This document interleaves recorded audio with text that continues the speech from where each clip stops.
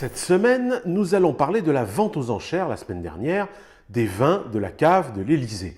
Vous savez que les caisses de l'État sont plus que vides, et pour les remplir, un petit peu, il faut donc vider celles de la cave. Je veux dire les caisses, vous me suivez? C'est un moyen comme un autre, hein.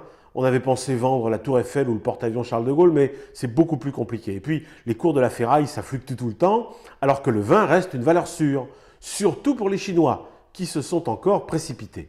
Gloire soit donc rendue à Fan Dongqing, un importateur de vin français installé à Shanghai, qui a fait monter jusqu'à 5 800 € l'enchère d'un Pétrus 90. Grâce à lui et à tous ceux qui ont acheté les vins de l'Élysée pour quelques centaines de milliers d'euros, le déficit budgétaire de la France va s'en trouver grandement amélioré. Peut-être même notre feuille d'impôt sera-t-elle allégée de quelques demi-centimes. Merci, vraiment merci, Fan Dongqing.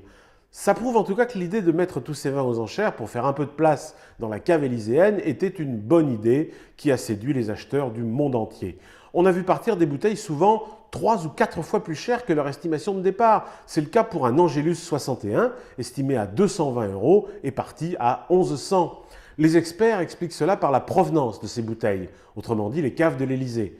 Finalement, c'est un peu comme les reliques du Titanic, hein. Dès qu'on vend ce qui se trouve sur un bateau en plein naufrage, ça prend tout de suite une grande valeur. Et ça montre la voie pour la suite. On attend avec impatience la vente du linge de toilette ou des produits d'entretien estampillés Élysée. On tient vraiment le bon bout pour réduire nos déficits.